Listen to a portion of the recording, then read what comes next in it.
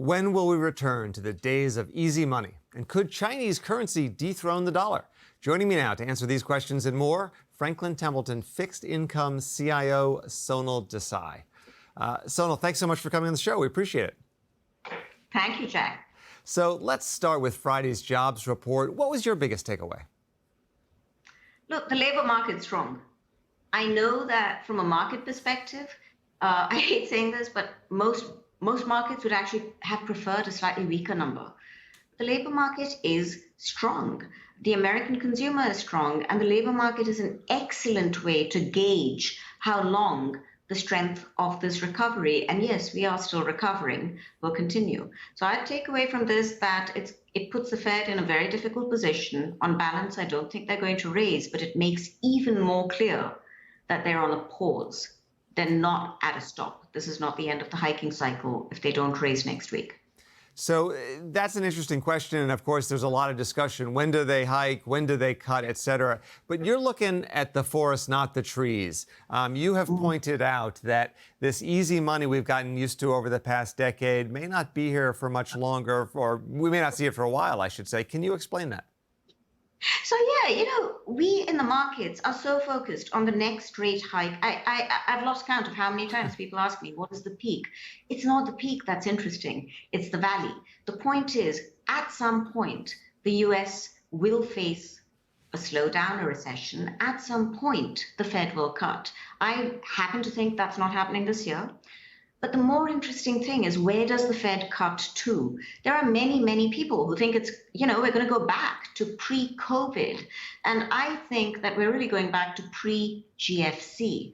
The aberration, if you will, was not COVID. The aberration was not the post-global financial crisis period where interest rates were really, really low.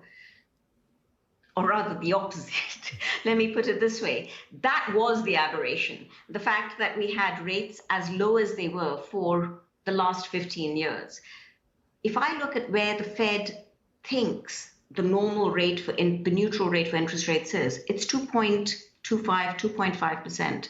I don't think that's right.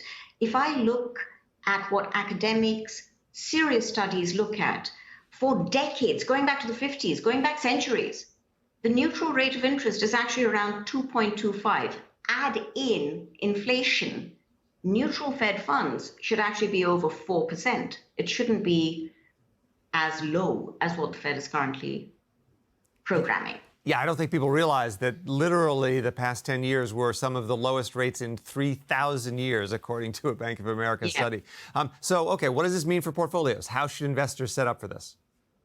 I think what investors need to do is to recognize that we should stop looking for equity-like returns from fixed income. Fixed income, I hate saying this, it's supposed to be a boring asset class. You're supposed to get not equity-like returns, and you're not supposed to get equity-like volatility. That has not been the case so far this year.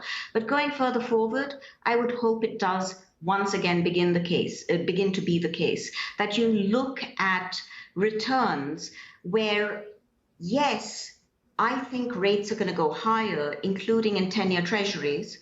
And then we don't see that jump in, because if you blink, you're going to miss it, getting into duration. You go through an extended period of time where rates grind lower as the economy weakens. How do you position for a period like this? Well, you look at interesting places. I like investment grade still. I don't like getting over my skis on risk. Yes, we like high yield, but very actively, specifically picked. We like muni bonds. We think this is a good area to be because, especially in the environment, the fiscal environment we're in today, we think municipals offer value still. And in fact, you are a member of the esteemed Barron's Roundtable of money managers, portfolio managers, and the Franklin Templeton high income, or I should say high yield, municipal bond fund was one of your picks. Unfortunately, we have to leave it there. I do want to say that you have some interesting thoughts on how the Chinese renminbi will in fact not replace the dollar as the reserve currency. We're going to have you back on to talk about that. Sonal, great to see you again. Thanks so much for coming on the show.